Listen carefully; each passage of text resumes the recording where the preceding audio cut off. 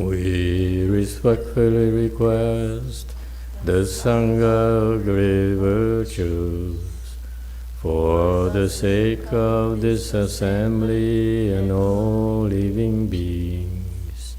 Please turn the wonderful Dharma wheel to teach and guide us how to end birth and death, leave suffering and attain bliss, and quickly realize non-birth. Cung thính đại đức tận thịnh, vị thứ phao hồi khắp nhất thiết chúng sanh, tinh chuyên diệu phao luân giao đạo hạ mù, như há liêu sanh thoát tư ly khổ đạc lạc, tốt chứng vô sanh. Homage to the Blessed, Noble, and Perfectly Enlightened One. Homage to the Blessed, Noble, and Perfectly Enlightened One. Nam mô Sa Đàn Thô, Sư Chế Đô Ye ở La Hơi Đi Sa Miao San Pu Tô Xie. Nam mô Sa Đàn Thô, Sư Chế Đô Ye ở La Hơi Đi Sa Miao San Pu Tô Xie. Nam mô Thác Đắc Tha Tô Già Đà Già A La Ha Đế Tam Miệu Tam Bồ Đà Thoa.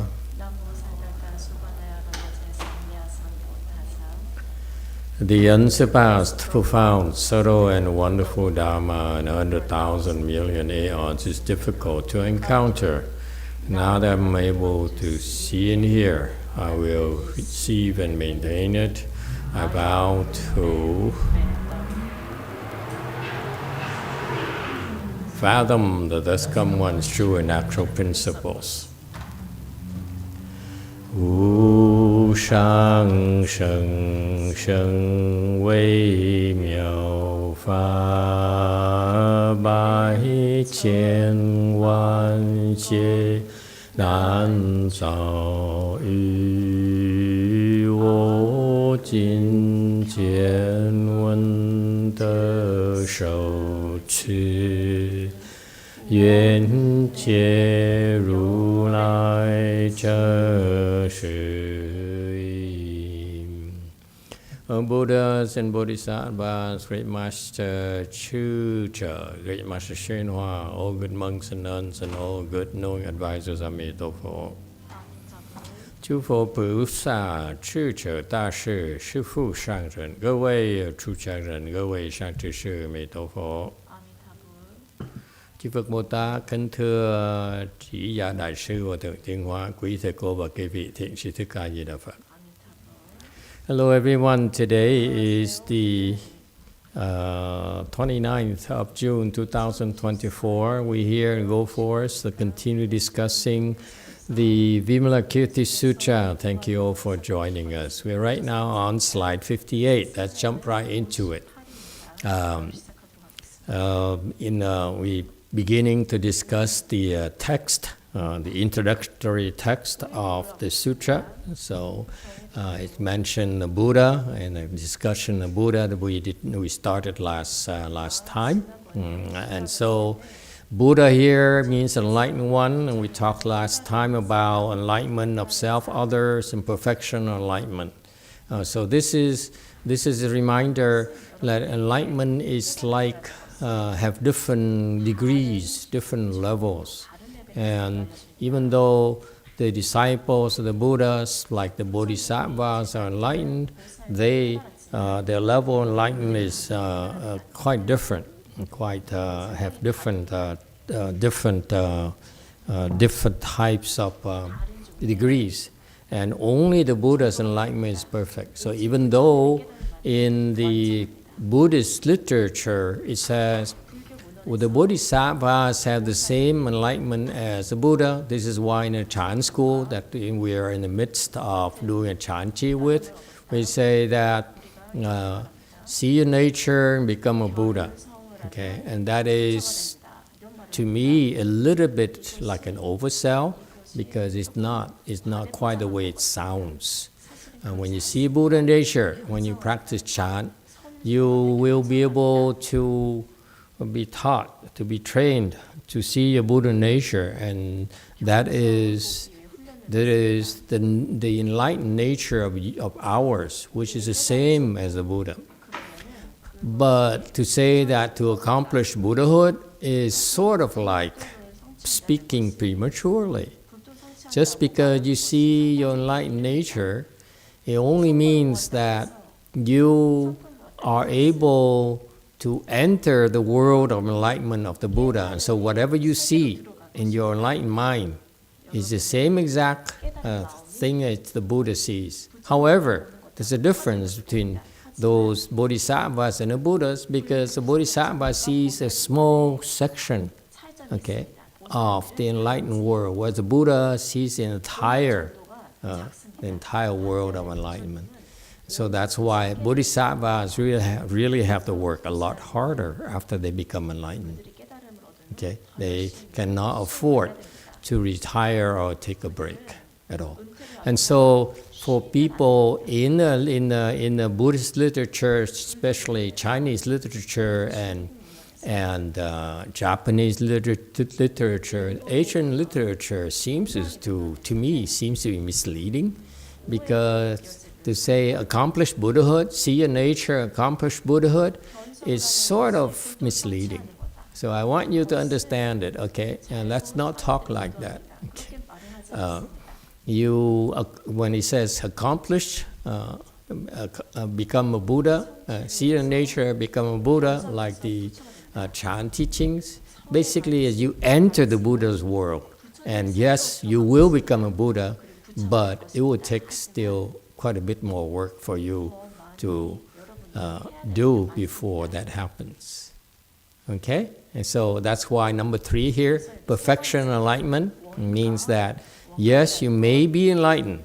Okay? You may are being trained to enlighten others, but you have not perfected the enlightenment of yourself and of the others yet. So for example,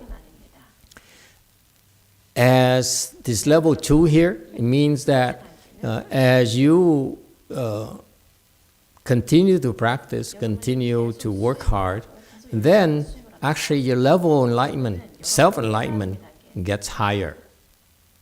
And then your skills to enlighten others gets better.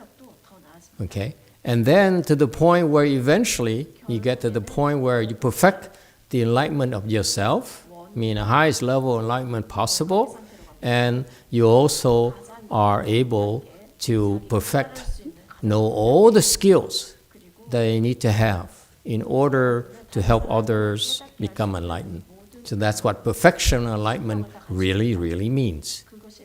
Okay? So in Mahayana, it's very, very detailed, very specific. Okay? Any questions about that? It's not explained clearly enough in the Asian literature, and therefore it's misleading. Bullet number 2, in the wisdom treatise, in the Buddha, in the language of the Qin country, it means a knower. Okay, so you see, that's so Buddhist. Wisdom is to know. Okay, and what is about knowing? Knowing about everything, all the phenomena, meaning that whatever you see outside, the Buddha knows it all. Okay, this is incredible. This is what the knowledge of everything is. Nothing that he does not know. Worldly pursuits, we need to specialize.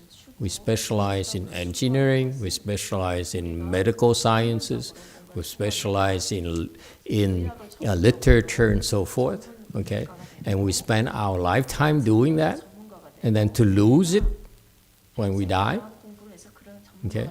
But in Buddhism, when you cultivate, you accrue this knowledge, okay, that you bring with you next lifetime. So what we do spiritually is we acquire the skills and knowledge that is part of our treasure, of our wealth, of our assets, okay, that we have access to lifetime after lifetime, because they are critical towards our journey to Buddhahood. So whatever you do in cultivation is never wasted. Butang Juan is a Chinese expression where, I don't know what's the Vietnamese old language says, but it basically means that your cultivation is never in vain. Whereas if you were to make a lot of money, you were to pursue fame and profits, that is only useful to you for one lifetime. That's it. You can't take it with you. However, in Buddhism, that knowledge you accrue, the skill you develop, you take it with you lifetime after lifetime after lifetime. Isn't that cool? That's the difference between the spiritual pursuit versus worldly pursuits. All right? So he knows about all phenomena, a number of living. This is, look at the list of the incredible knowledge that he develops. Okay? Number of living beings in the realms. The scientists are still discovering new species as we speak. Discovering species that they thought were lost, and now discovering new species in Madagascar, okay, and so forth. Okay, so he knows all sorts of living beings in the three realms.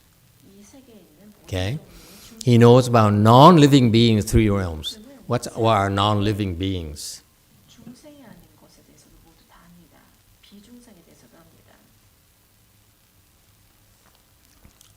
What are non-living beings? What are living beings? Then the opposite of that is non-living beings. Yes, sir. Number 2. Non-living beings would be like ghosts, gods, and goddesses. Animals too. That's a Taiwanese definition. Okay. Anyone else? What is living beings? What's non-living beings? Careful. This is why, those are like fundamental concepts. Just the words that we should, jargon we should know. But now I'm checking it out, and I realize you guys really don't have a lot of good vocabulary. What's living beings? What's non-living beings? What? This is shocking. No one knows? Say what?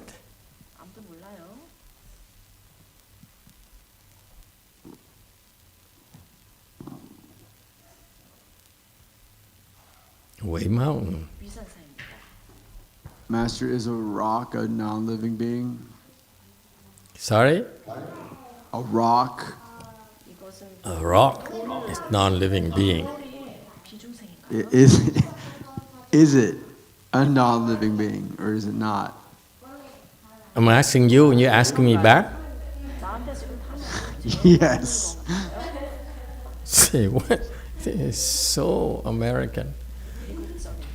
Okay, very good.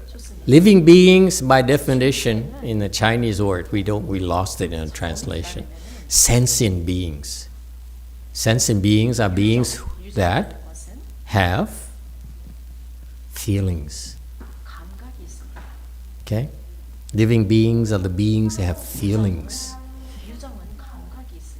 Okay? Like your ex-wife. She is a sentient being because she has feelings. No more for you. That serves you right for giving the wrong answer. Okay? No more feelings for you at all. Okay? So sentient beings are the beings that are able to experience feelings. And non-sentient beings are, non-living beings are basically beings that have no feelings. So what are they? They are rocks, there are trees, there are so forth.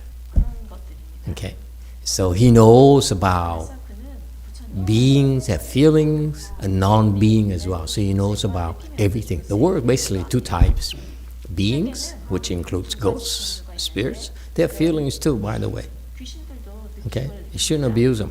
Ghosts and spirits, they have feelings. When you are nice to them, they like it. When you're not nice to them, they get offended. Okay?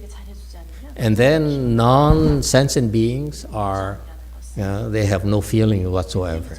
Okay? The foam, the carpet, and so forth. Yes, Way Mountain. Amazing, right? It's these fundamental concepts, and you, who I claim to have wisdom, don't know at all. This is so embarrassing. I don't dare make any claims anymore. Yes, Way Mountain. I have two questions. So the first one is, so the cells of my body, I can feel them, but they operate on their own. So would those be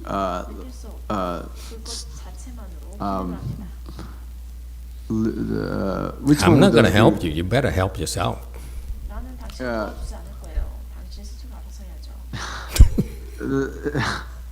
I forgot the second question. It was, oh yeah, so Buddhism will say that everything in existence is conscious, but maybe doesn't have feeling, but maybe not alive.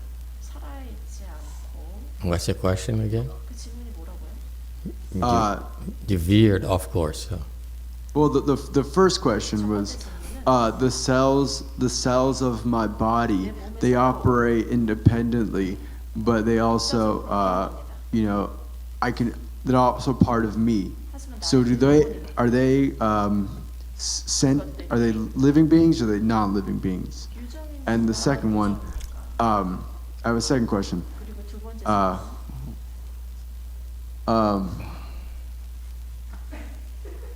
Forgot it, the second question again. Master Z, you better take this. Excuse me. The second question was, so in Buddhism,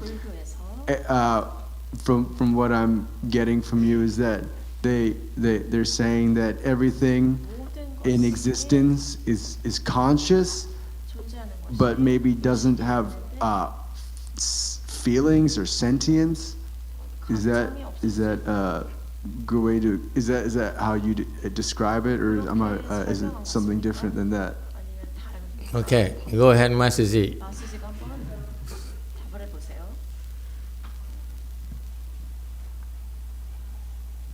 See, Master Z feels so peaceful until.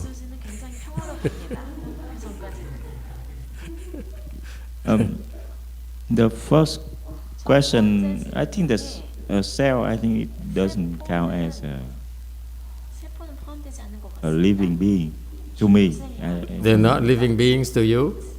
Yeah, not independent living being like. They're not independent living beings? Yeah, no. Are you sure? You have to express confidence. You're the abbot of a temple. Because they need the support, of the whole system. They cannot function on itself. Whole body have to support each. The nutrition, the oxygen have to be delivered to function. Stick to the definition. A living being has feelings. Yeah? Very simple. By definition, in a Buddhist definition, living beings, sentient beings they have feelings. Do cells have feelings?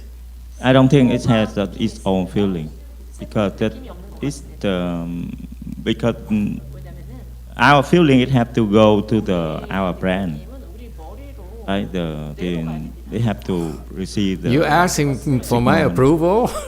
No, that's what I No, think. you That's take what a I stand. think. You have to because- learn to take a stand. I feel. Yeah, no, to me, no. There you go. No, definitely no. Okay, that's number one. What about number two? 두 번째는 무엇입니까? Number two, I think, yeah, the consciousness, that concept, the universe is whole consciousness, and yeah, being is just part of it. I think it's two different concepts, 이것은 두 가지 다른 two different. The being and the non-being, the being with the sense and non-sense and being, they're two separate, but they're all part of the whole consciousness. Yep. Okay. You got the right concept, but the way you express yourself needs to be more polished. Okay. 설명을 좀 더 다듬어야 됩니다. The cells are just materials, and therefore, they really are not sentient beings. They're just building blocks of sentient beings. 진짜 Okay, keep it simple. Number two, what about consciousness? And then when people talk like that, you throw it back at them. What is consciousness to you? 다시 묻습니다. Because 이건 무엇인가요? for those people who ask about consciousness, especially the Westerners, they have no idea what consciousness is. 의식이 무엇인지 전혀 알지 못합니다. So you don't have to be afraid. Consciousness to us have 8 different types. So when we talk about consciousness, which one are you talking about? You know what the 8 consciousnesses are? You heard of them, right? You remember vaguely? Yes? 팔식에 대해서 알고 6 consciousness? 육식, Yes? 5 sense organs, the mind is 6. 7 is what?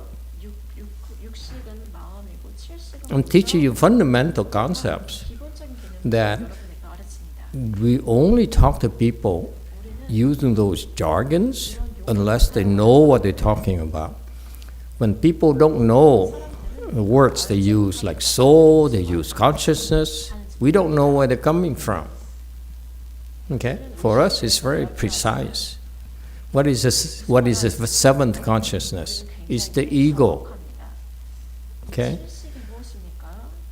In order for you to become enlightened, you need to learn to deal with that ego of yours. 여러분의 자아를 And finally, number 8 is alaya consciousness, the store consciousness. That's what you take with you everywhere you go. 여러분이 어디를 가도 Your wealth is stored right there.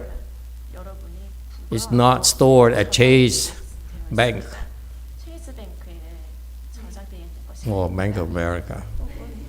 뱅크 오브 아메리카에 Okay? It is stored, all your wealth. Okay? It's not in a crypto wallet. No, it is in your 8th consciousness, by the way. 이것이 No one can hack it. 에 있습니다. Your crypto wallet can be hacked. You could lose a password, okay? But your 8th consciousness, your wealth right there, is yours forever. Okay? 칠식은 영원히 여러분이 So that's why when people ask you about consciousness, don't be scared. Okay? You have to look at them and say, do you understand consciousness? Okay? Most people who ask us about consciousness, they don't know what they're talking about. So, Andres, 그래서 안 you don't know what you're talking about is the answer. 네가 무슨 말을 하고 있는지 모른다. 그게 나의 답이다. Yes, Weimao. Yes, Master, you're right. You're completely right about that. But Of course, I'm always right. What are you talking about? That's why we come. That's why we come to temple, Master.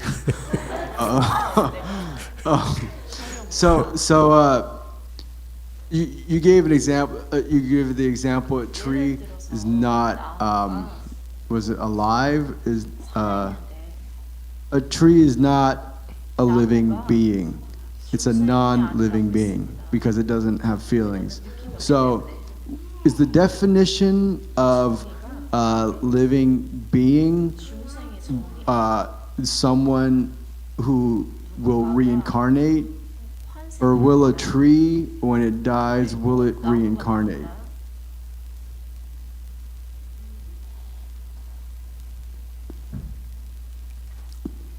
Xin, what's the answer? 대답을 해보세요. Do trees deserve to reincarnate? 나무가 윤회를 합니까? Westerners. 서양 사람들. The definition is about feelings, so I don't think tree will reincarnate.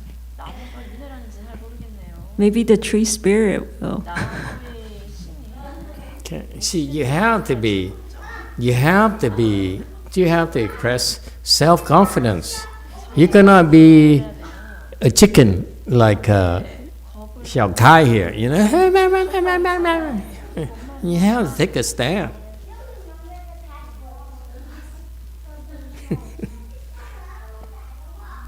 See? Yeah. So you have to learn to answer people that help them clarify any doubt without any hesitation. Okay, either you say, I don't know, let me do some research, okay? Or you have to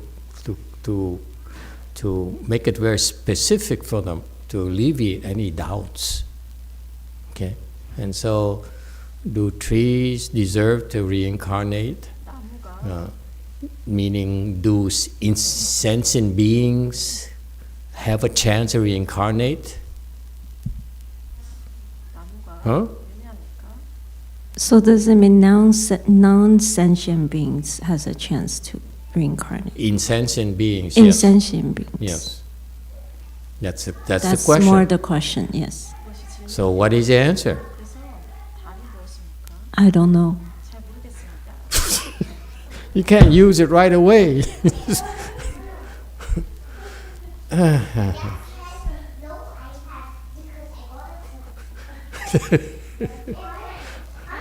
Do boys deserve to reincarnate? Okay. Insentient beings have no feelings. They have no soul. They have no consciousness. How can they possibly reincarnate? Reincarnation is the migration. See, it's oh my God! I can't believe you guys don't understand these fundamental things.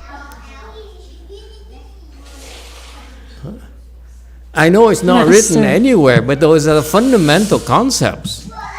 Okay? Master. What does reincarnation mean? This is so fundamental. What does reincarnation mean? Oh my God. We're going to have start Buddhism 101 again, because I can't believe you don't understand these concepts. Master, Yeah. so I'm going to justify myself. So the reason I'm not sure, because I remember hearing a story from Master YongHua saying that there were a couple became trees, like twigs, and then tangled together life after life, or something like that. You don't even remember the anecdote. You can't quote. I think that's what it says. Go back and check the anecdote and come back and say, you make a note for yourself. Say, let me look for that anecdote, and then come back. You don't just say, I think. Yes, DTT. Thank you, Master. I was going to refer to that story as well, because I do recall hearing a story where Master YongHua was saying that somebody walked by a tree and it was asking for help. Master YongHua told him to ignore the tree and don't worry about it, because I guess that tree consciousness, I guess, did something wrong and fell in disfavor with Master YongHua. I don't remember the exact details of that story, but it led me to believe that trees do reincarnate, or beings can reincarnate as a tree. And the other point I was going to make about insentient, anyone who does gardening with plants will notice a major response with plants and your feelings towards them. And so I can't prove it, but my intuition, I feel that plants do have feelings. And they respond to people, and they will grow when you talk to plants, and you praise them, and they will grow. I can't much believe better. this guy's an engineer and he talks nonsense. He says, I believe that plants have feelings. Come on, man. What about your engineering training? Okay, well, this is a funny thing. I went I'm to teaching you how to Switzerland. deal with the troublemakers. You attack them. Well, it's a funny thing. I did an internship in Switzerland in an engineering firm, and they gave each one of us a plant. And I was like, well, what am I supposed to do with this? They go, you need to take care of it. So I left mine on my desk, and I didn't really do much with it. I watered it, but I just left it alone, and mine didn't do very well. And this engineer next to me, he would talk to his plant every day. You're doing so well, you look so beautiful. And this thing would flourish. It was unbelievable. And so from then on, I realized there's something to it. There's something to it, yeah, definitely. But does it mean they're sentient beings? This guy talks, I can't believe. What kind of engineering do you do, by the way? Your firm is in trouble.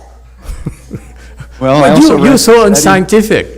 Okay, well, I also read, there's a book called The Secret Life of Plants. And He doesn't give up, does he? No, I won't. You see? There was You research done in the see, when Soviet they Union attack with you, plants. feel free to attack them back. There was research in the Soviet Union done with plants, and they responded vigorously with EKG sensors on them, depending on how you treated them. So I'm leaving that open. Okay. Yes, 7. So just to add to the complexity, not even just plants, there are experiments that I trust that basically you have two, say, sandwiches.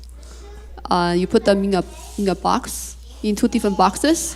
The one box you kind of keep talking bad to it, one box you keep praising it, and then the one that's being praised stay good for a long time, whereas the one that you trash talking to go bad, moldy really quickly. So they're like school children do those type of experiments in the classroom. They're not even like living plants. They're just like food. It's totally unscientific experiment. One instance. You can't draw a conclusion. If you want to draw that a conclusion, you need to have a sampling, okay?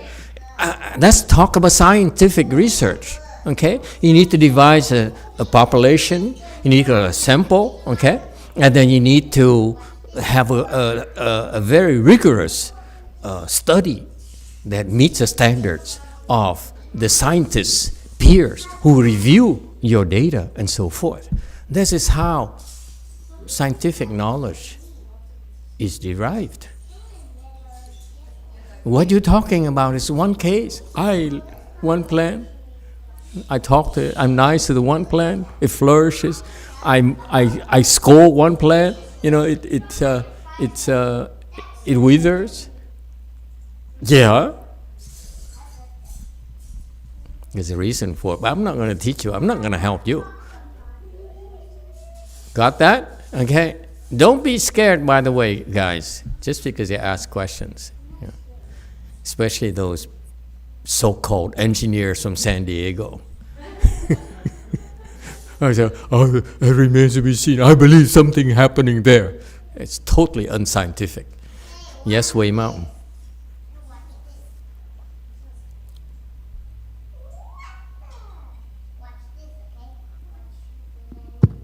Thank you, Master.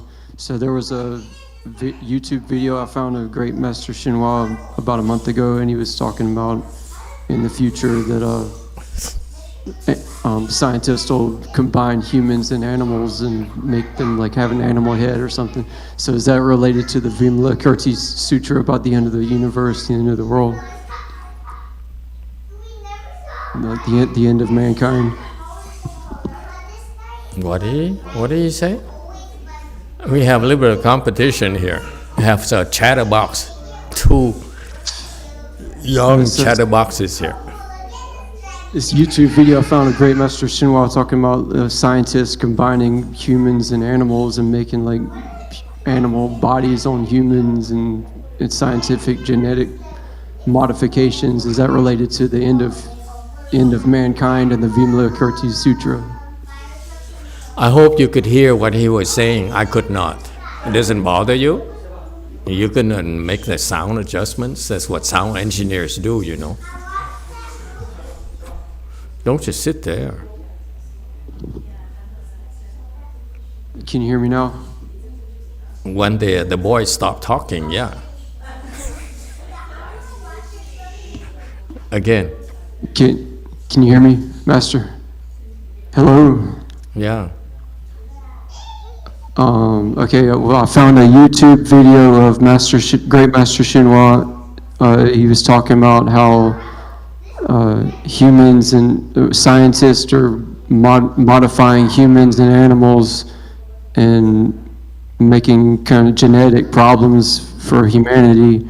Is that related to the Vimalakirti Sutra with the end of the universe and the end of humankind?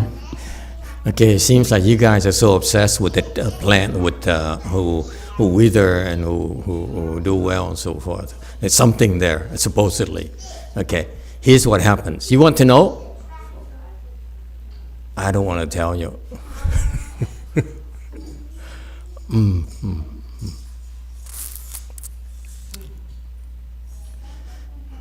Plants have energy. Okay, energy flows through the entire universe. All right. So for plant to prosper, they need to have energy flow that follows along maybe moisture, okay, or the chi that has a flow in living cells. Okay. Yes, DTT.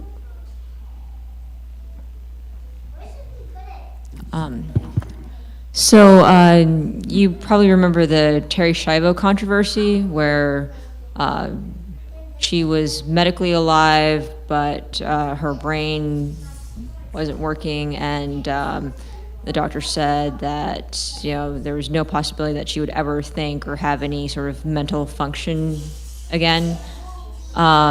So by this standard, would she be considered a non-living being since she didn't have any sentience?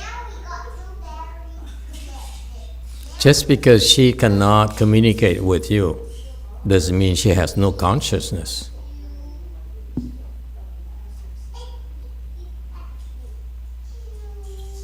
Right, but she also, I guess, didn't have any sort of EEG activity. Just because you can't measure it doesn't mean she has no consciousness. Well, then how do we know that trees don't have consciousness that we just can't measure? Excuse me? Repeat the question.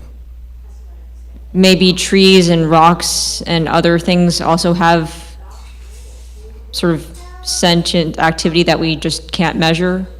If you have to say they have or they don't. You cannot say maybe. I cannot argue maybe with you. You have to take a stand.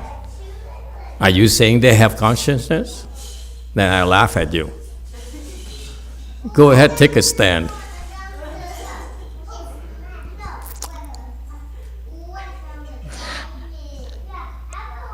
Do you believe the trees has consciousness? How are we defining consciousness? Ah, very good. What is your consciousness to you?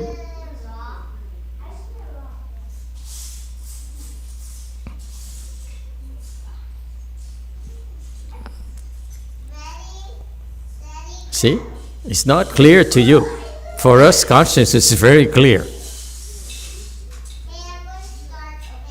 See? People talk about consciousness in general, but they don't know what they're talking about. For us Buddhists, as I said, consciousness has 8 different types. Okay? For example, your ability to be able to see me right now is called eye consciousness in Buddhism. Your ability to hear me is called ear consciousness. Is that clear? So for us, it's very precise.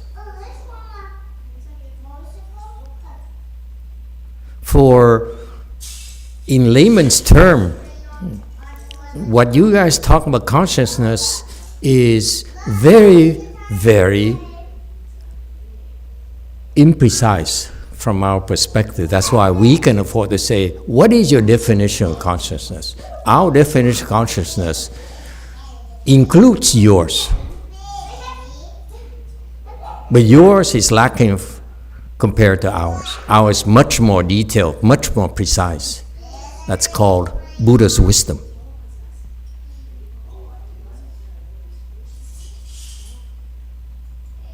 Okay? You don't be afraid. You need to learn the basic fundamental Buddhist terminology, and you stick to it. You see that our definition is very, very precise. We don't have to be afraid when people come to us and ask us questions. People say, there must be something going on the planet in my office. Maybe in San Diego, yeah, but not in San Jose. Okay? We're not impressed with such knowledge, such statements. Okay, let me give you a tip of why. And I don't blame you for being confused and not clear about what's going on, because Master Shihua talked about it and it's not clear to you. And it's a little bit confusing, I admit to you. Okay? So I don't blame you at all. Yes, Wei Mountain.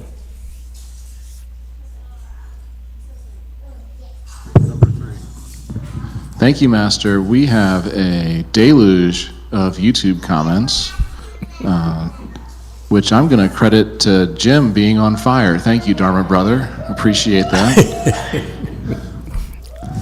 The so-called engineer, are we talking about the same Jim?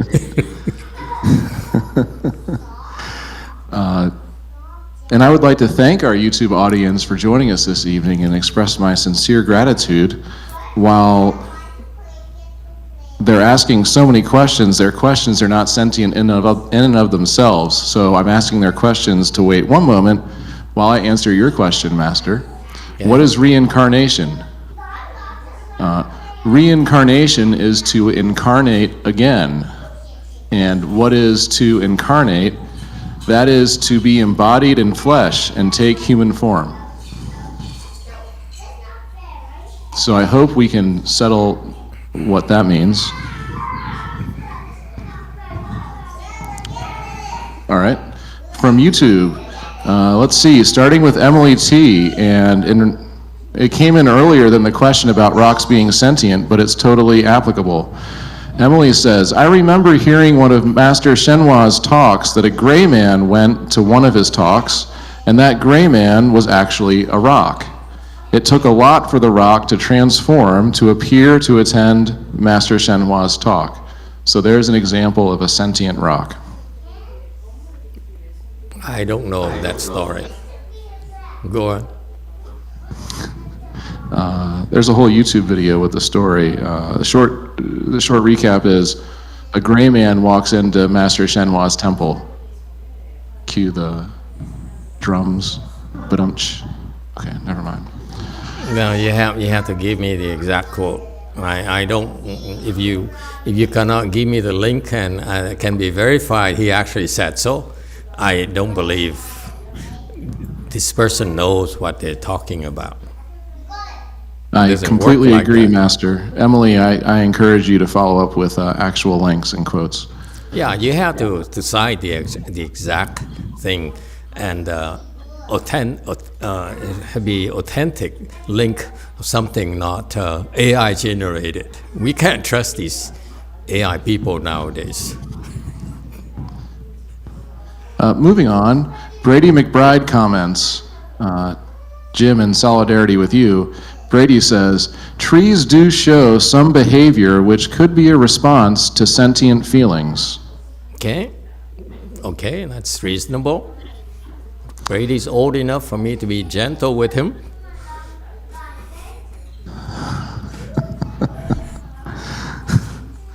Following up on the sentient plant theme, I believe this is Venerable XT comments and asks, if you cut down a big tree in your backyard So I don't have rebirth blessings for that tree due to the tree is not a sentient being? Okay. I answer it a little bit later. Okay. Next. Thank you, Master. And then finally, Jane Clymer says, occasionally I enter a wilderness area not knowing it can be foggy. In this case, when I travel across the foggy region on foot, what precaution shall I take? Can I recite Great Compassion mantra? You should get out as quickly as possible. And you should have a proper attitude. You said, I'm not here in any hostile, with any hostile intention. Okay? And you try to get out as soon as possible and recite the Buddha's name. Okay? Anyone else? Thank you, Master. Yeah, they just keep pouring in. I don't, no one needs to forward me a link, YouTube. You can send it to Master and take that directly with him. I'm not getting in the middle of the fray. But Chris comments, Chris says, Master XC, the old monk, once said that we must be cautious of large trees. They are very much alive with consciousness, which is why Venerable XC advised to always ask for their permission before you cut it down, or you will have to bear its consequences, which could be fatal. Okay, I will answer that later. Anyone else? Thank you, Master. That's it? That's all we have right now. Okay, very good. Okay. See, it's nice that you're able to express yourself and ask questions because it helps us understand where you're coming from. In particular, it gives me a chance to train my students on how to answer questions better in the future. Yes, DTT.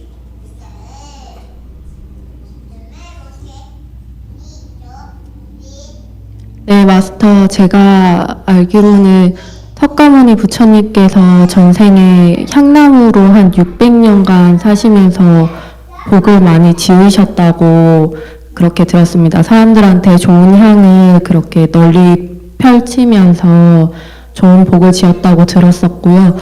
그리고 제가 또 그 마스터 선 법문집에서 읽었던 것 같은데 작은 나무나 이런 나무는 잘라도 뭐 감각이 없다라고 봤었던 것 같고 큰 나무에는 귀신들이 이제 정령으로 들어가서 있기 때문에 함부로 자르면 안 된다고 해서 그게 나무의 의식이 아니라 거기에 들어가 있는 정령의 의식인 것 같습니다.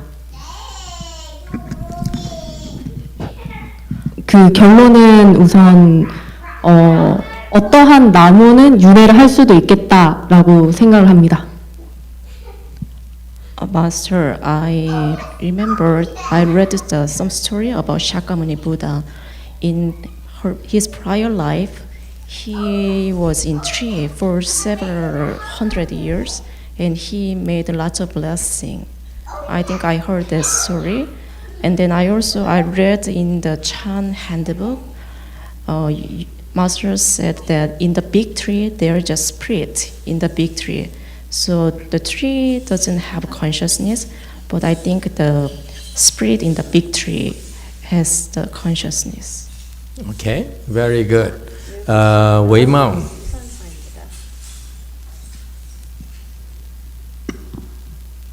Okay. To my extremely basic knowledge of Buddhism, the only thing that have consciousness is any living being that is able to think. Otherwise, they're not able to reincarnate. That's my extremely basic understanding. But if the definition changes, I would say that computers have consciousness because I used to talk to them. Okay, very good. Let me answer for you. Okay, what's life? Life by Yes Wei Mao. Go ahead. You can speak your mind and I will answer all your questions, including the engineer from San Diego. Hey, Master, I have one more question. According to like biology and stuff, life is formed by like, chemicals, reactions in like a sea, primordial soup of the earth. Yeah. Right, and these kinds of cells and bacteria is formed and created life. But at what point does life stop becoming insentient and become sentient? Very with good. Okay. Yeah. I'm glad you asked the question. Anyone else? Yes. See, this is great. One here, and go first. So, hi, Master. Does it mean that a non-living being can kill a living being without building up karmic debt?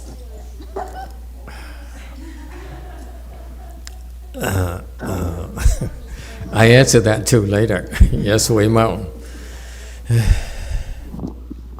Emitofuo, Master, I have two comments. One is related, one is probably off topic, but it's important probably from yesterday's. So the first thing is I want to bring back, according to the wording, it says 终生非终生. And I understand we have been talking about 有情终生, 无情终生. I did a search on Google because I was very confused. I couldn't find an equivalent saying non-sentient being as 非终生. What I found on Google was 有情众生, 无情众生. So 众生 pretty much is including both sentient and non-sentient. Or they specifically would say 有情众生, 无情众生. Just for the heck of their definition and wording. So it's a little bit confusing for me right now with that. So that's the first comment. Well, if we use 众生 including both 有情 and 无情, then a tree technically could be a 众生, whether it's 有情 or 无情. And then my second comment, Master, is from yesterday's talk. Just, I don't know if you were aware of it. I heard it. You said Master Senhua was no bodhisattva. I heard that. And in the context, I believe you meant to say Master Senhua was no Guanyin bodhisattva. So I don't know if you care about it or not. Thank you. Did I say he was no bodhisattva? Did I say that? Yes, it's on YouTube, Master. So, yes. When you were saying Bodhidharma was Guanyin Bodhisattva and blah, blah, blah, so the TTTPO was saying that, and then Master Shenhua, and then I assure you, Master Shenhua is no Bodhisattva. I heard that when I was in the car, and I checked it. You did say that. Yeah. Thank you. I'm glad you brought it up. You should go check your hearing again. I'm very precise about these things. I repeatedly said it, that last night was not the first time. I repeatedly tell you about that because his disciples love to tell people that Master Shenhua is Guanyin Bodhisattva and so forth. It's sheer nonsense. They should know better, and they should not allow such statements to be repeated by the monks and nuns. The leadership should know better, okay? You do not make such statements when you're not sure.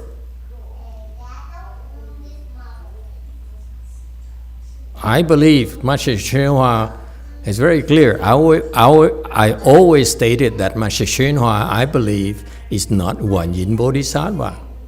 I never said he is not a Bodhisattva. It would be a big mistake to say so. He's a great Bodhisattva, but he's no Guanyin Bodhisattva. There you go. Let me settle it once for all, and that's enough. Okay. Okay. Wait. Master, you said Master Shenhua was no Bodhisattva, direct quote yesterday. Okay, I'm glad you insist on that. Go check the video again. I assure you, I'm very aware of what I said last night. I said last night only once. I said Bodhidharma was believed to be Guanyin Bodhisattva, and that came from Master Shenhua, between parentheses. And then next I said, and Master Shenhua is no Guanyin Bodhisattva. That's all I said. I still remember. I'm very careful about these things. Okay? It's you who are confused, my dear. I'm pretty sure. Because only last night. I'm very precise about these things because I want to differentiate ourselves from a kind of nonsense that they're saying over there, they're circulating over there. It's total nonsense. Okay? That can't impress me. Yes, Wei Mao. Hello, Master. Yesterday, I also translated your lecture, and my hearing, I heard that Master say Bodhidharma is Guanyin Bodhisattva, and CTDPs, they believe Venerable Shenhua is Guanyin Bodhisattva, but he is not Guanyin Bodhisattva. That's why I said, absolutely. That's always been the problem I have with them. They say this nonsense, circulate this nonsense, and that causes problems for Buddhism, for Mahayana. Okay? Thank you. I'm very careful about these things because these claims, I feel they are self-serving and they are not helping the Dharma propagation. It's nonsense. If you don't know, say you don't know. I tell you he's not Guanyin Bodhisattva because I know. Period. All right. If I'm wrong, I will tell you so when I find out I'm wrong. Don't worry.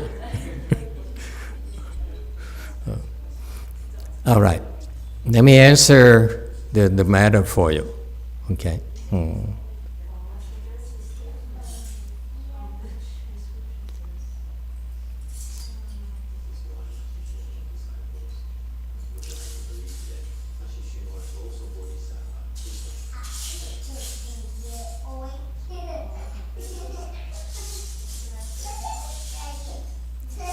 What?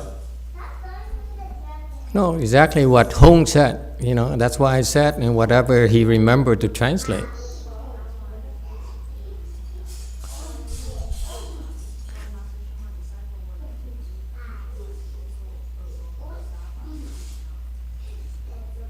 He's not a Guanyin Bodhisattva. Yeah, the sentence stop at he's not. That's right. It says,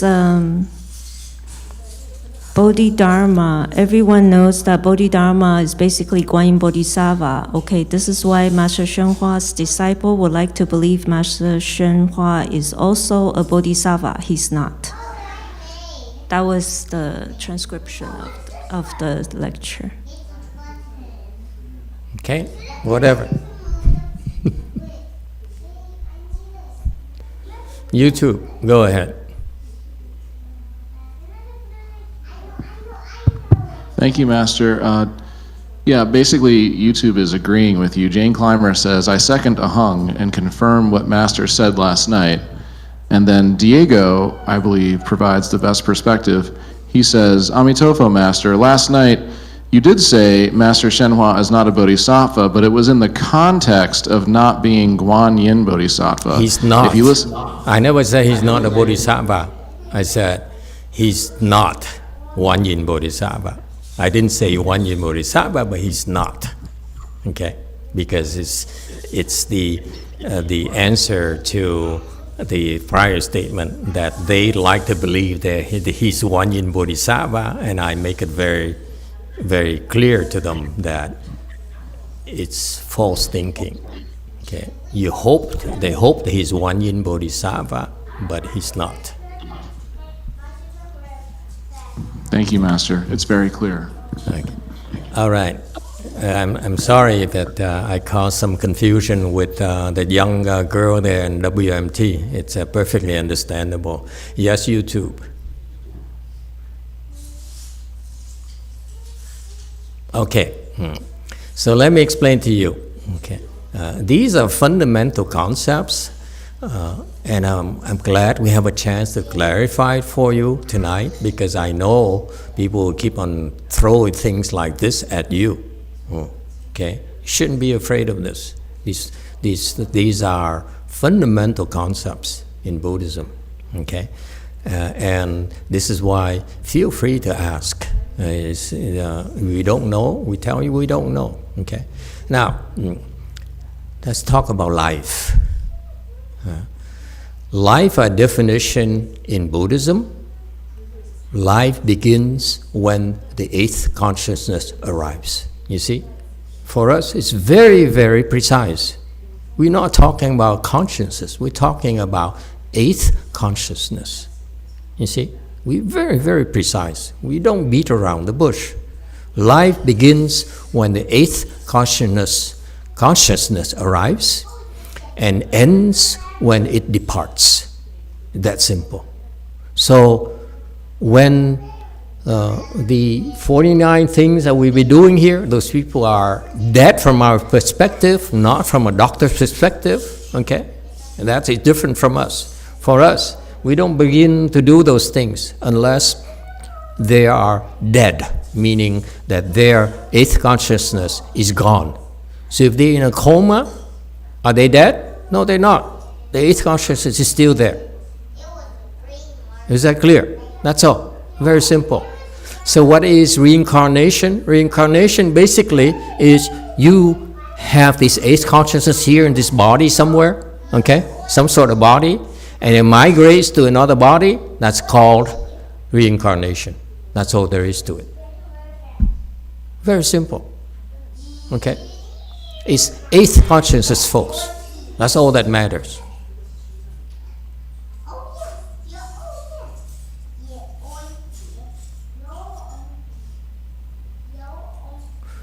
As far as trees have feelings and they thrive when you are nice to them and talk to them, it happens a lot, not just in San Diego. Yes, you too. Thank you, Master. It's not. It's my question. So just so I can understand, or so I can be on the same page, your eighth consciousness is what comes with you when you reincarnate. Is that correct? In a way, yeah. Yeah, not like your eighth consciousness right now, what you have right now, you have a lot of consciousnesses, 8 of them, and the 8th one is called the alaya consciousness, or the store consciousness that has all the seats. Okay, is the main one, and that's what determines life from Buddhist perspective. Engineers, scientists, doctors, they want to do whatever they want to do, is their business.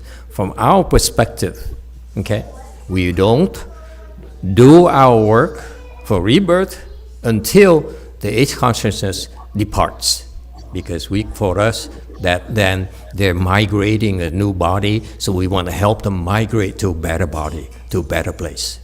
Very clear for us. We don't mess around with it, okay? Whether you decide you coma or whatever, it doesn't matter to us, because we don't need to do anything until your consciousness departs from your body. It's very clear to us, okay? We don't do anything until that happens.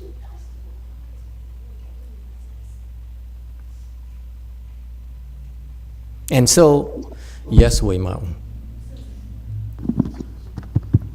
Master, earlier you mentioned to the person at DTG that the scientific definition of consciousness is defined within our broader Buddhist understanding of consciousness. Would we define that as the 6th, the mano consciousness?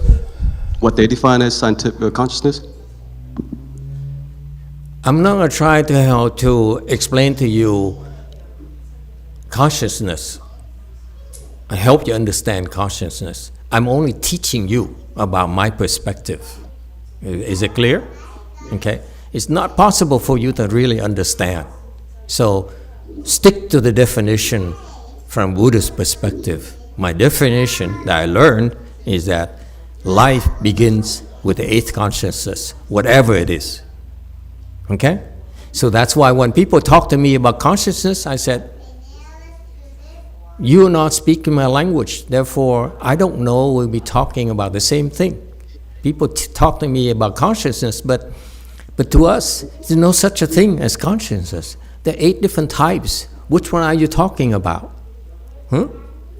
How can I possibly have a conversation with you when you talk about something else and when you don't understand what I'm talking about? Okay?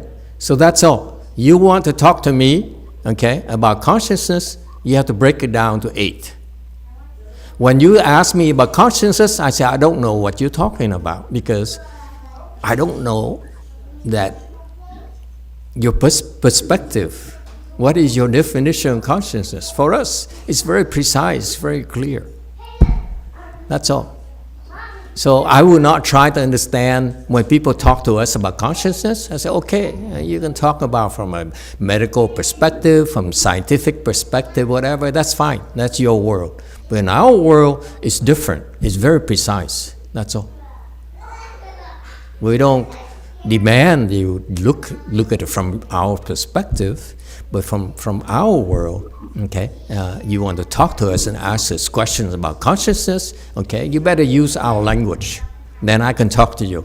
But if you confuse the Buddhist concept of consciousness with the worldly concept of consciousness, I can't talk to you. We are like, we're crisscrossing. We're not talking about the same thing. There's no point in doing it. Okay? That's why you should not be afraid of people throwing the concept of consciousness at you. I said, they don't know what they're talking about. They don't. For us, it's very precise. So that's why when we talk about sentient beings, okay, the consciousness has to arrive first. Because of the presence of its consciousness, that's how feelings develop. Without the eighth consciousness, feelings cannot possibly develop.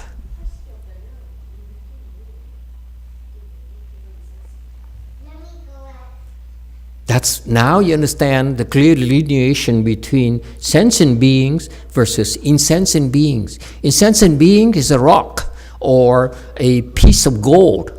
The consciousness doesn't arrive there. Therefore, it cannot have feelings. Feelings cannot develop. Therefore, they're called insentient beings. Okay? And in the same vein, when you go for rebirth, when you reincarnate, all that happens is your eighth consciousness where you are right now, and I will not confuse it for you because the way Master Shua explains it, okay, is somewhat confusing. Your eighth consciousness you have right now, each of you has right now.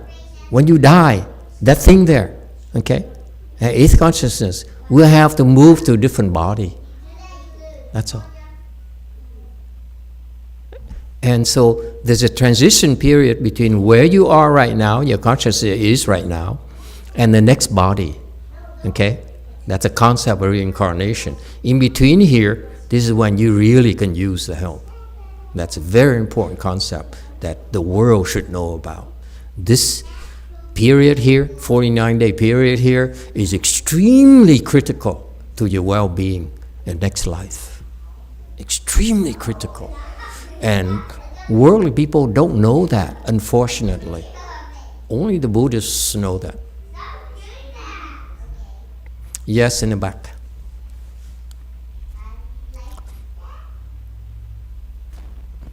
Emitofuo Master.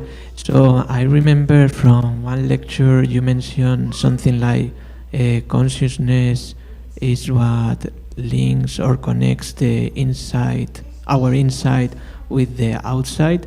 So will that be just for the first 6 consciousness or Yes. for all? Okay. That's it. Okay, thank you, Master. Okay, that's how we function.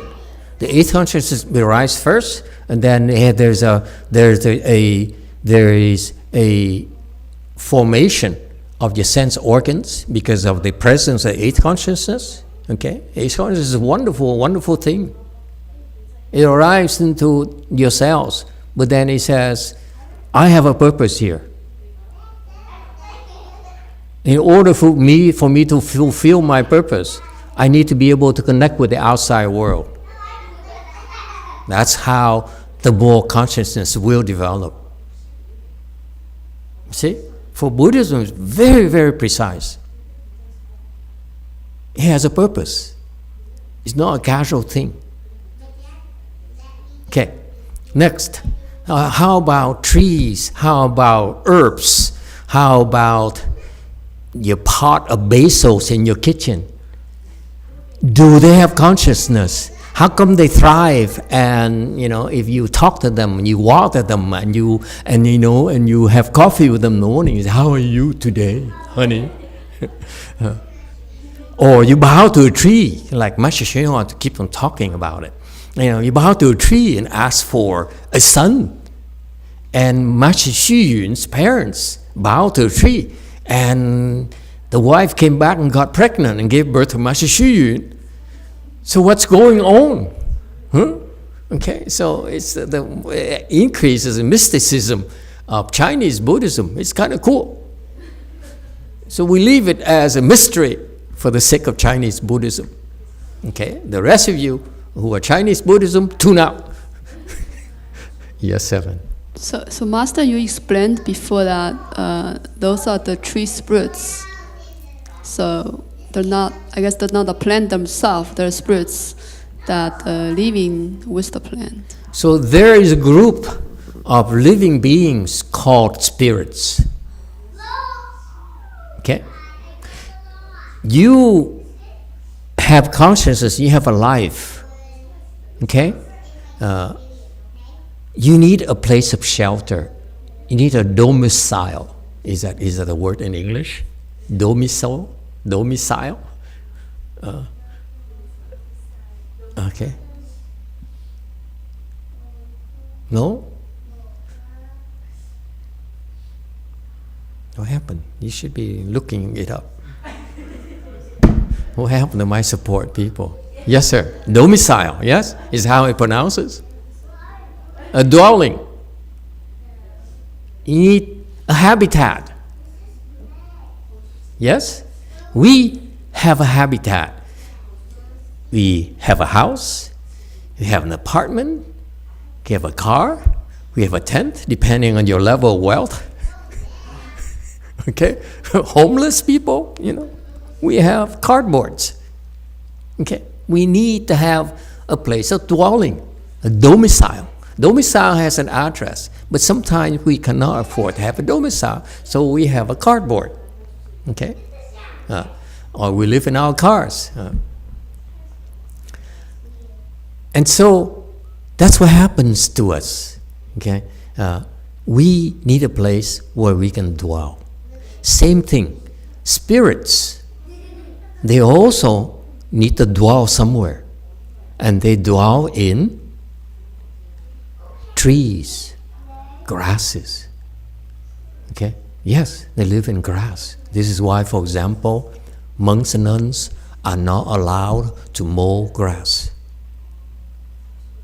Because we are destroying the domiciles of the spirits, and it is lacking in compassion. You see? So that's why monks and nuns are not allowed to dig the ground, are not allowed to cut trees or grasses. And that's what happens to Master Xi when he was ordered by me to cut down a tree in Lu Mountain Temple. They nearly killed him because the tree spirit says he didn't like it. So the bigger the tree, the more powerful the spirit.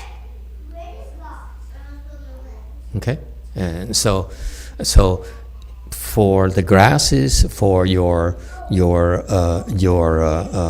alfalfa sprouts, there's some tiny spirits who you can simply slap them around.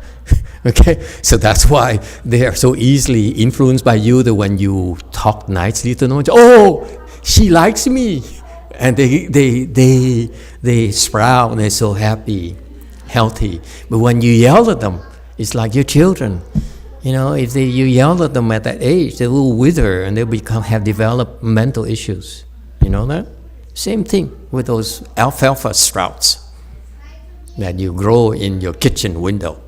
Okay, when you talk to them, they look nice. Okay, so because the trees, the spirits are there, and they're happy. They like your singing. They like your praises, and they think it's them. Okay, and so that's why they do well. Does it answer your questions? Yes, from Spain, via Go Forest. Emitofuo Master, so those spirits, for example, in the future, could they reincarnate in a different form? Or are they going to be always spirits? They will also migrate. They also will reincarnate. Okay? The spirits are part of the sentient beings, in other words. Their feelings, and the proof is that when you talk nice to the tree, to those alfalfa sprouts or your basil plants, okay, they do well. Or the Chinese wisdom is that when you have these big trees in your backyard, in front of your house, you can offer them incense, you offer them fruits, they like it. I remember once, a long time ago, when I came out and decided to start teaching because my Chinese master said so, without telling me how, without giving me money, okay, and to do anything. He basically, you should teach. I said, okay, so I better find a place. So we looked around in Southern California for a house in the that area is like El Monte. It's a poor area. Okay, a house was worth about $200,000 back then. Now it's $1 million. Anyway, so there's a house there, and it's a 2-bedroom house and a garage. So the idea is for many Vietnamese monks is that you buy a house like that and you convert the garage into a Buddha hall. Okay. So I said, wow, $200,000 is not bad. I didn't have the money, but you know, it's still a place you can work. And so we were talking about that, and I walk around it, and I walked to the front, I saw this big tree, beautiful tree, right in front of the house, okay? Very tall tree, so big. I love trees, I love big trees. And so, because I know that the bigger the trees, the more powerful the spirit, so I said, you know, this is interesting to me. I'm interested in this house here. If I can find the money, I would like to move here. So I asked the tree spirit. I said, "Is it okay with you that you have any problems with me trying to find a way to buy this house?" And he bowed to me and said, "Yes. Please come."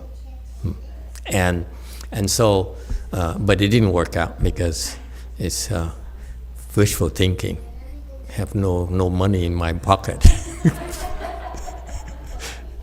So I had to lie to the realtor agent that I had money for him to show me the house. Oh, things I did, broke precepts. But so you see, so these tree spirits, so they have blessings. That's why they're able to dwell in those big trees. And also they're very powerful. So when we decided to cut down the tree at Lu Mountain Temple, and Master XZ and Master XC were in charge of it, they almost killed them. Because the tree spirit was not happy. Yeah. Yes, JMT.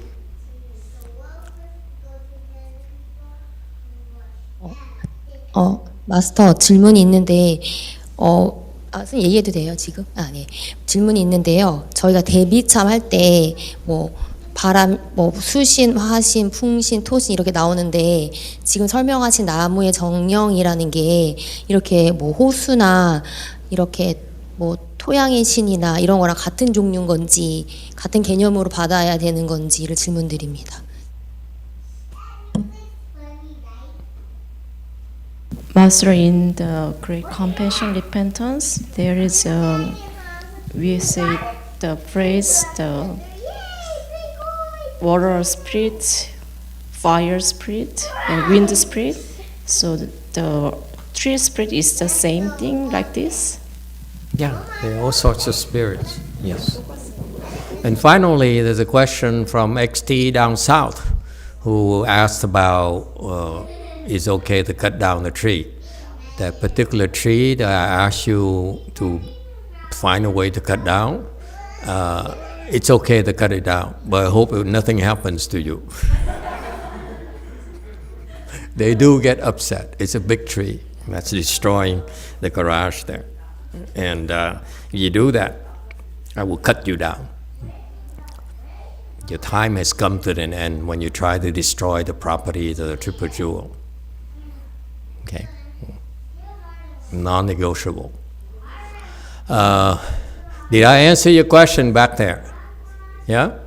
Okay, very good. Are we all okay here? No more questions? San Diego engineer, are you okay? You're right, there's something there, but you cannot talk. There must be something there. It's so unscientific. My God. Yes, DTT. Yeah. So I'm trying to understand the difference between a tree with a tree spirit and a human. Why aren't we just non-sentient beings inhabited by spirits? They chose to live there. They're entitled to live there. But we don't get to choose to live in our bodies, and so that's the difference? No, it's different. It's like you have your body, and you choose to have a domicile at somewhere in San Francisco. It's your choice. The body is yours. You choose to live wherever you want to live. Okay? Same thing with the spirit. The spirit is entitled to live in that tree there because they have the blessings. They have the strength to defend themselves. So the spirit could move to another tree if it wanted to? Yeah. But when they move to another tree, they have to use a realtor, preferably. Because other trees are occupied already. It's a very tough world. It's not free, okay? So that's why you have to defend yourself. Even if you live in a tree there, the bigger the tree, the more desirable it is, so you have to be able to defend yourself. Same thing, your temple, okay? We need to defend ourselves because others are vying for it. It's that simple. Okay? Yes, Way Mountain.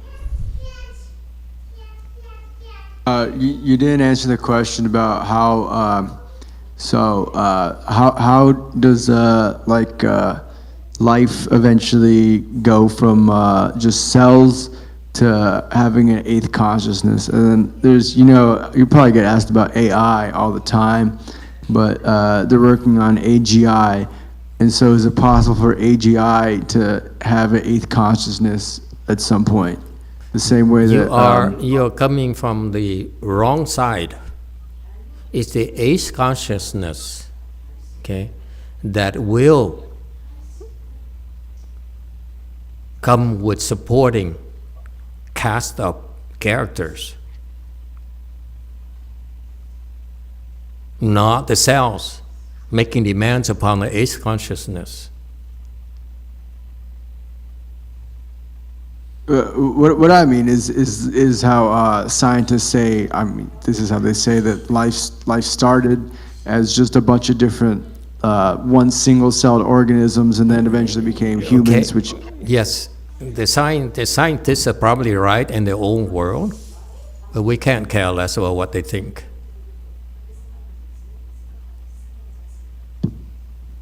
So I'm just confused about where the point between how does life become having eighth consciousness, like humans having consciousness, eighth consciousness before like having come from cells. That's a different topic. That once you become enlightened, then you understand. It's not meant for to be discussed. Okay, that knowledge doesn't help you open your wisdom, so it's no point in talking about it. It's something that you understand yourself, and once you understand it, you don't want to talk about it because you'd be bragging. And if the scientists want to believe whatever they want to believe, to justify their salaries, their research support, there's nothing wrong with that. That's how the world turns.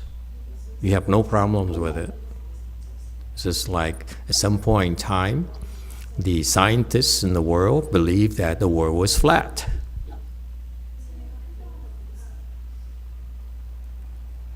It's perfectly okay. We embrace it. You don't need to understand. You only need to separate them. This is scientist perspective, okay, versus Buddhist perspective. That's all we care about, okay? And if the scientist perspective, be wary of the engineer from San Diego.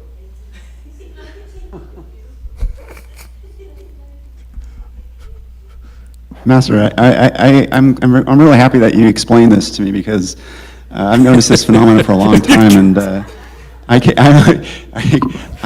can't say that I can see these spirits in the plants, but it's as good as any explanation I've ever seen. So I'll run with it. Cool. Yeah, cool. It's very clear for us. You know, it's not like casual thing. You guys say, there must be something there. No. It's so cool because in Buddhism it's so clear because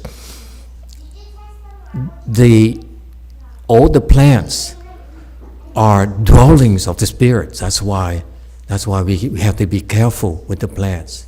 Even the monks are not allowed to walk on the grass. You know that?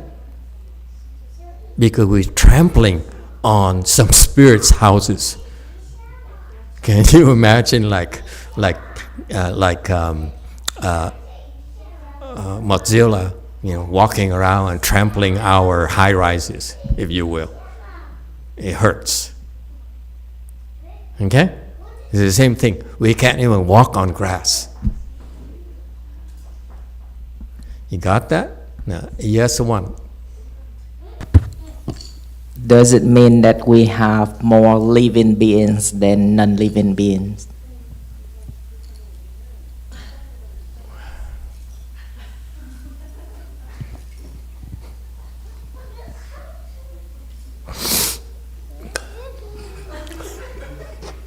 Give me some time to recover.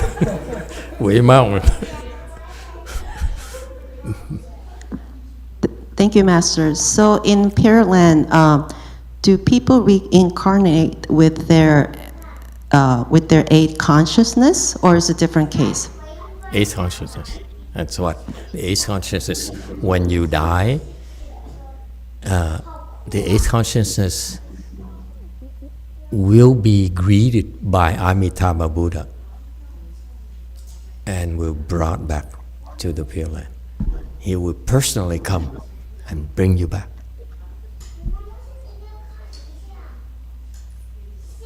Yes, you. The little you, the Buddha will come for you. Isn't that incredible? Okay?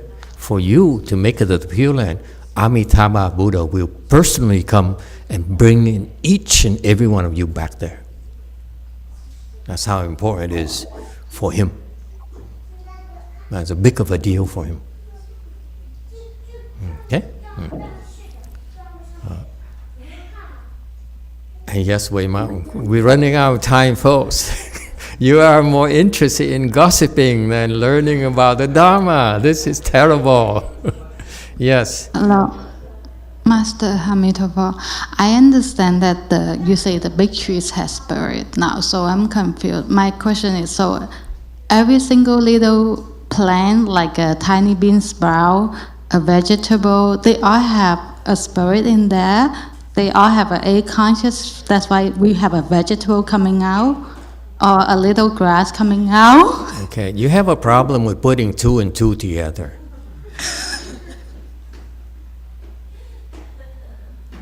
I just said it, but you didn't hear properly. This is why we're not allowed to mow the grass.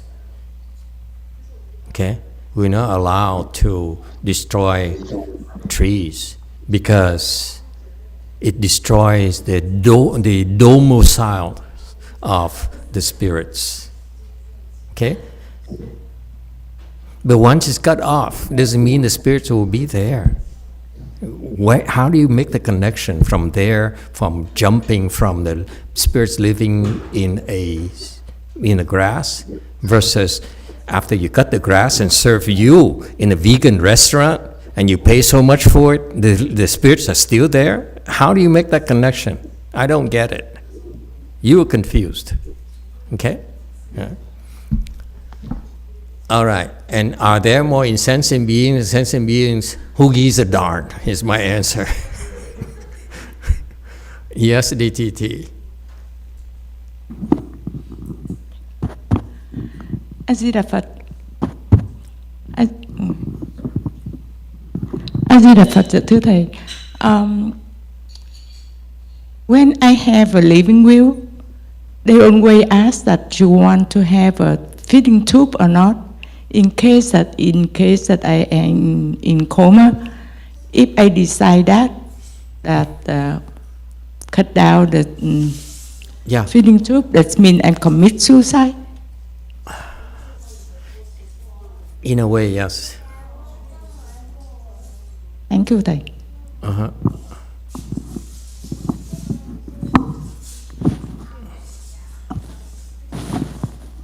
That's a special case. But yes, and on theory, yes.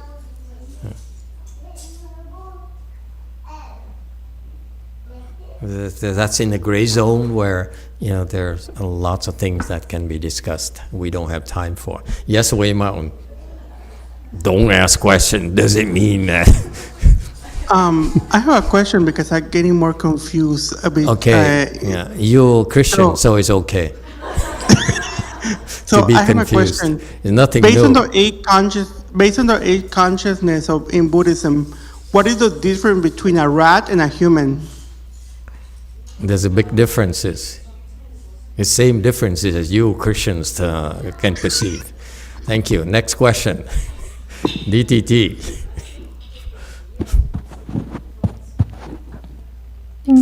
Thank you, Master. So how many days now? You look terrible. Today is my 14th day. 13th day.